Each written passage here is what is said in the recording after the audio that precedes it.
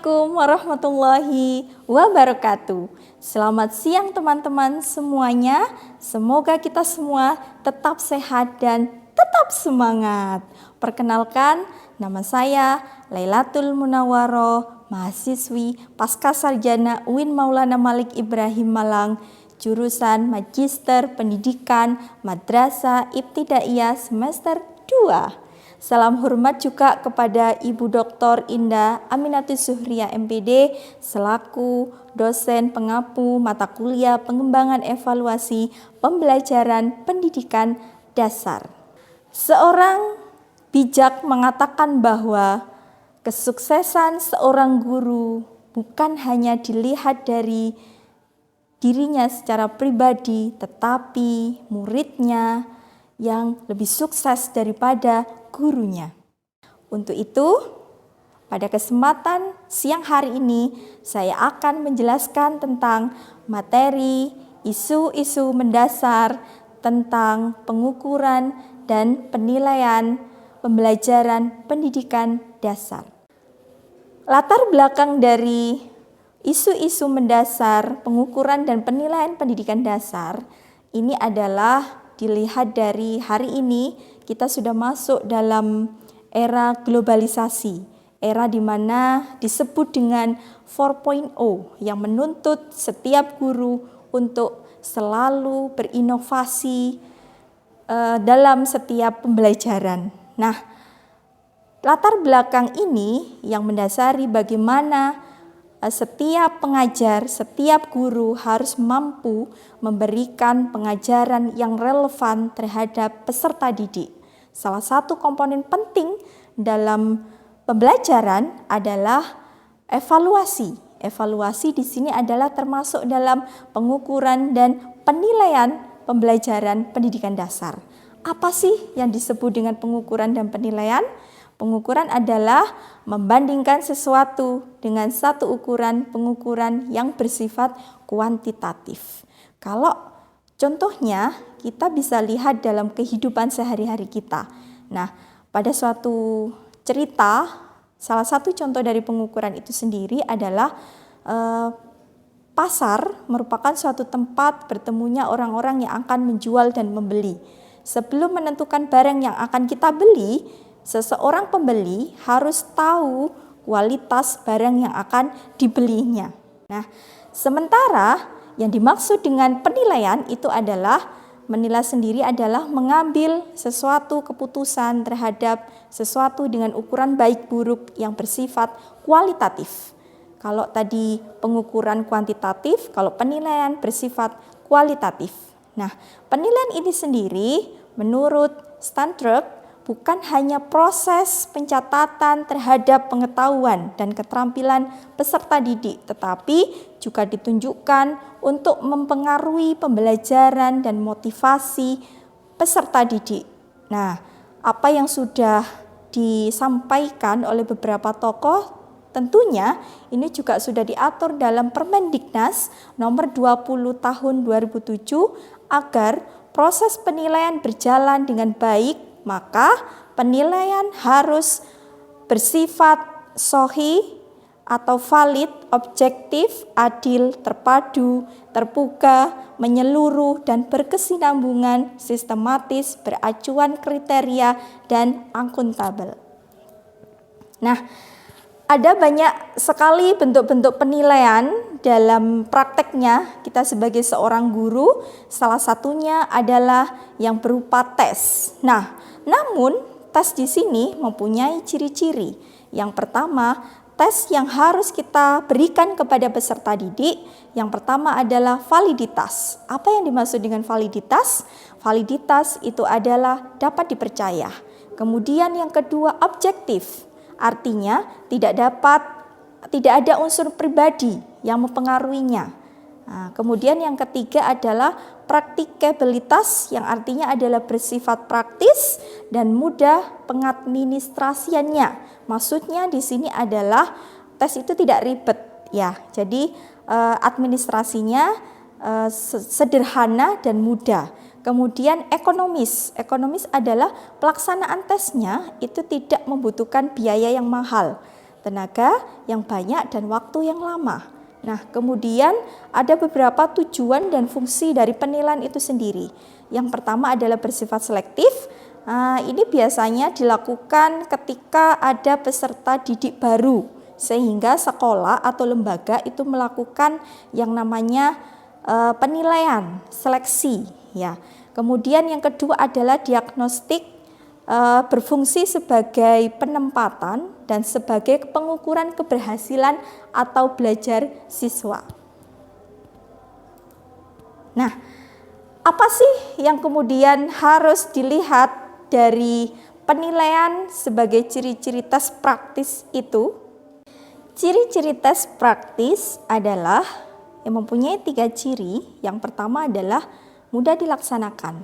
Misalnya, tidak menuntut peralatan yang banyak dan mampu memberi kebebasan kepada siswa untuk mengerjakan terlebih dahulu bagian yang dianggap mudah. Kemudian yang kedua adalah mudah pemeriksaannya. Artinya bahwa tes itu dilengkapi dengan kunci jawaban maupun pedoman scoring. Untuk soal bentuk objektif, pemeriksaan akan lebih mudah dilakukan jika dikerjakan oleh siswa dalam lembar jawaban. Kemudian yang ketiga adalah dilengkapi dengan petunjuk-petunjuk teknis sehingga dapat diberikan atau diawali oleh orang lain. Nah, supaya pembelajarannya tidak bosan, kita ganti suasana ya teman-teman ya.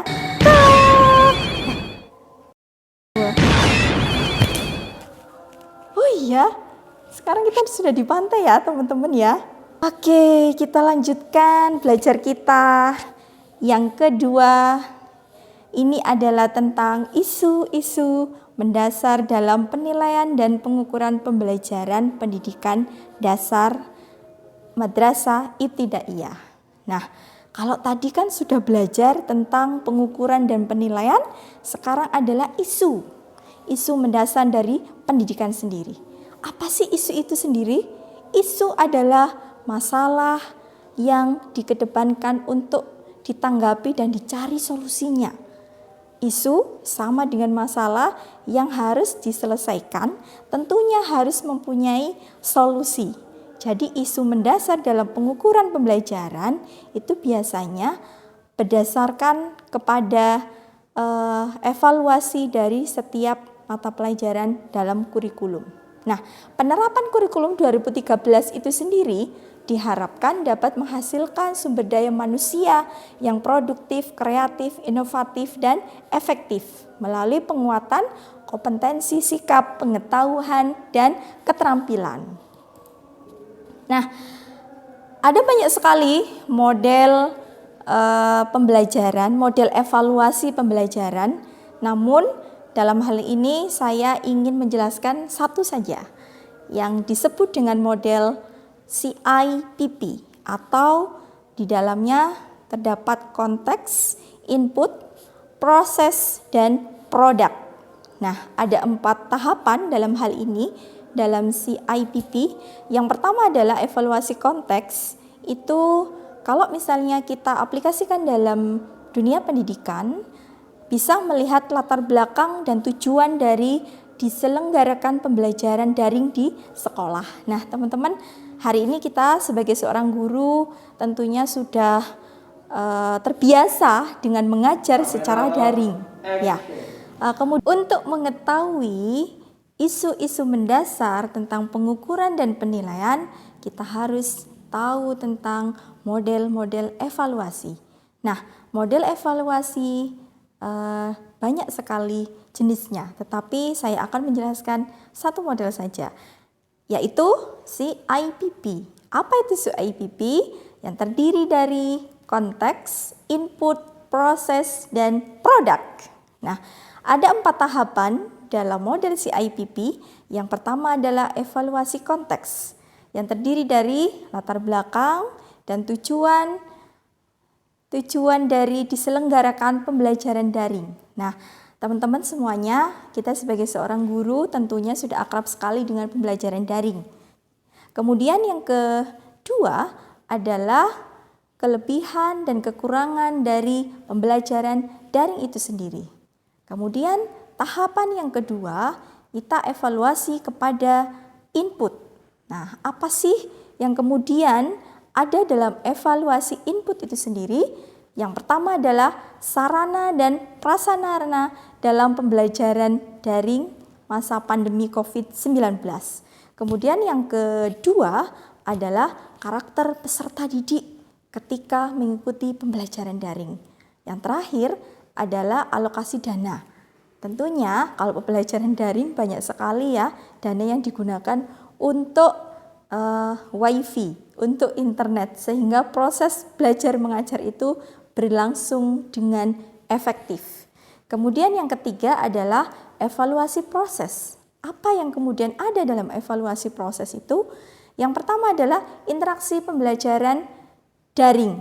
Ya. Yang kedua adalah bagaimana proses pembelajaran daring selama COVID-19.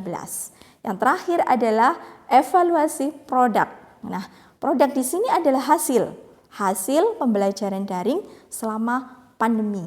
Kemudian yang terakhir adalah efektivitas pembelajaran daring. Apakah pembelajaran daring ini efektif yang bisa kita gunakan untuk selanjutnya, ataukah ada hasil yang berbeda ketika pembelajaran daring dan luring dilaksanakan. Nah, kemudian ada beberapa, tadi sudah saya jelaskan tentang CIPP, tahap-tahapannya. Ada konteks evaluation, input evaluation, produk, dan proses. Oke, kemudian konteks di sini tadi sudah input, proses, dan produk.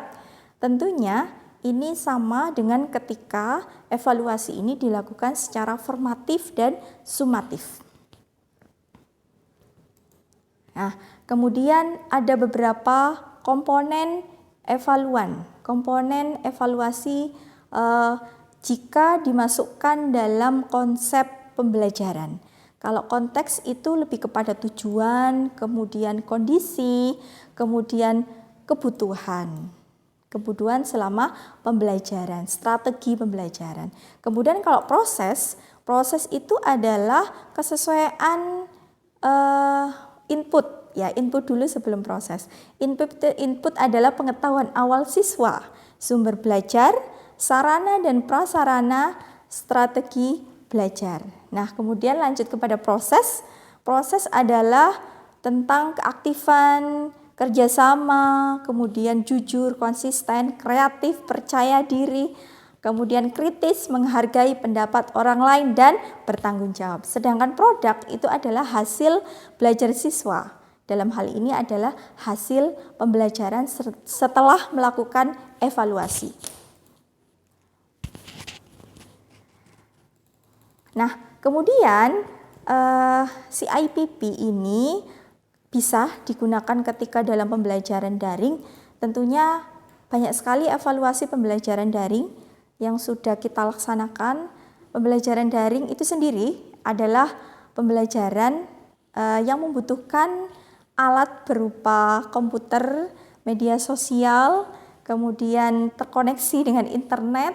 Namun ada kalanya kebutuhan minimal dari perangkat yang belum terpenuhi, hak dari guru maupun baik dari guru maupun dari peserta didik. Hal ini akan berdampak pada keberlangsungan proses pembelajaran. Nah, pembelajaran daring itu sendiri ada keuntungan dan kendala ya. Keuntungannya adalah kegiatan ini tidak terbatas oleh waktu, jarak, tempat, dan begitu pun juga dengan evaluasi dan pengukurannya. Jadi guru bisa melaksanakan pembelajaran di rumah, siswa juga bisa melaksanakan pembelajaran di rumah. Kemudian guru dan peserta didik dapat mengikuti perkembangan teknologi saat ini, terutama dalam proses pembelajaran. Jadi ada beberapa aplikasi pendidikan yang bisa dimanfaatkan untuk proses belajar mengajar. Kemudian memanfaatkan internet sebagai sumber belajar tidak terbatas dari guru dan buku ajar saja. Kendalanya apa? Kendalanya adalah ada beberapa siswa yang masih kesulitan dalam memahami materi pelajaran selama pembelajaran daring. Pada evaluasi ini banyak secara praktek pengalaman saya ngajar banyak di keterampilan dan sikap. Akses jaringan internet yang sulit dalam teknis penggunaan media sosial seperti handphone atau kendala jaringan. Begitu. Nah, kemudian selanjutnya adalah kelebihan dari model CIPP yang tadi sudah saya sampaikan. Yang pertama adalah memiliki pendekatan yang holistik. Holistik itu maksudnya adalah luas, sehingga evaluasi itu memberikan gambaran yang detail dan luas terhadap suatu pembelajaran atau proyek, mulai dari konteks hingga implementasi atau prakteknya. Kemudian yang kedua adalah potensi untuk bergerak di wilayah formatif dan sumatif. Yang ini tentunya sama ya, secara konsep sama, kemudian memberikan informasi secara final. Nah, sedangkan kelemahannya adalah karena mulai evaluasi dari konteks isi sampai kepada implementasinya, kemudian ada kelemahan CIPP adalah terlalu mementingkan bagaimana proses seharusnya itu daripada kenyataan di lapangan. Kemudian cenderung fokus pada managerial management daripada mengakui kompleksitas empiris.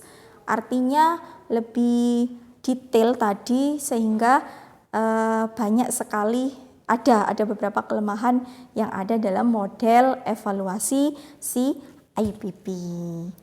Baik teman-teman, itu saja presentasi dari saya.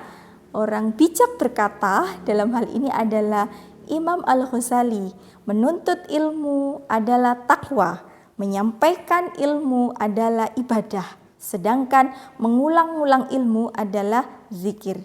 Mencari ilmu adalah jihad. Oke, khairun nas anfa'uhum linnas. Sebaik-baiknya manusia adalah orang yang paling bermanfaat untuk sesamanya. Itu saja mungkin dari saya, kurang lebihnya mohon maaf. Terima kasih untuk kesempatannya. Terima kasih untuk Ibu dosen, Ibu Dr. Indah Aminatus Zuhriyah. Mohon maaf jika ada salah kata yang kurang berkenan dari saya. Wassalamualaikum warahmatullahi wabarakatuh. Tetap semangat.